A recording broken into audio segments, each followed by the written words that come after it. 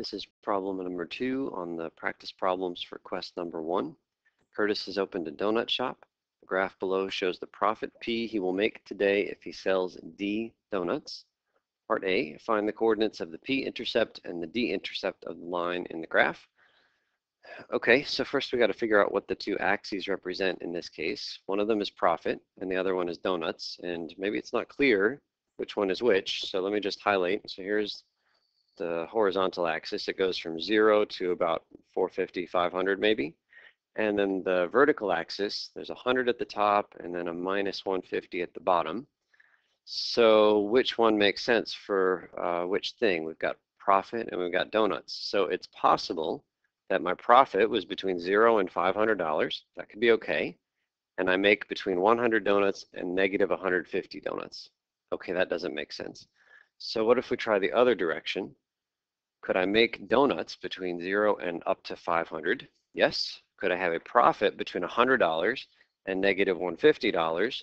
Sure, as long as we acknowledge that that negative $150 isn't really a profit, it's actually a loss, right? We're losing $150.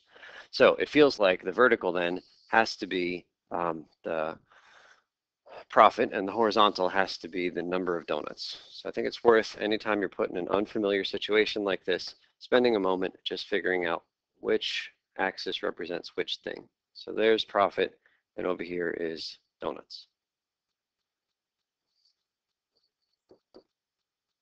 And then we'll use the letters from the problem. Okay, so now we're ready for part A. So let's find the coordinates of the P-intercept and the D-intercept. So let's look at the P-intercept, that's down here. And then the D-intercept we'll put here, place where the line crosses the D-axis, the horizontal, and let's talk about what each of them represents. So first, the purple point, the P-intercept, has two coordinates. One of them is negative 150, and by virtue of being on an axis, the other one is 0. So make sure you know which one is which. In this case, the 0 is first. And so the 0, remember, is the number of donuts. The points that we're talking about here have the form D, comma, P, number of donuts, and then corresponding profit. So if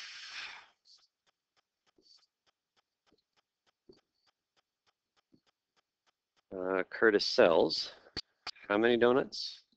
0 donuts. His profit, and maybe we should put that word in quotes because we're actually losing money, is negative $150. Okay, and then we'll talk about the D-intercept. So the D-intercept is the point in red. Again, it's something, comma, something.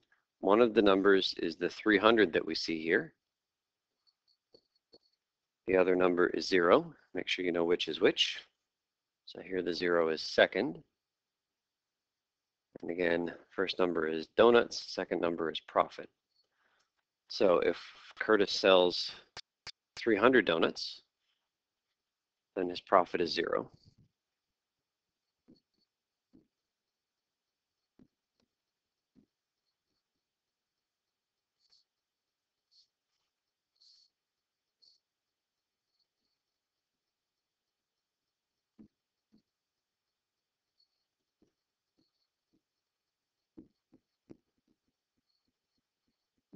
And in business, I think that the phrase that they use is break even.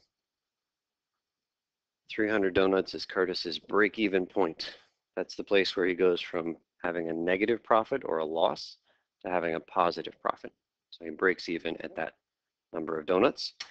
And I think that we've explained that we've actually just answered both parts B and C. So part B was explain what the D-intercept means. So the D-intercept was the red one that we just talked about, the break-even.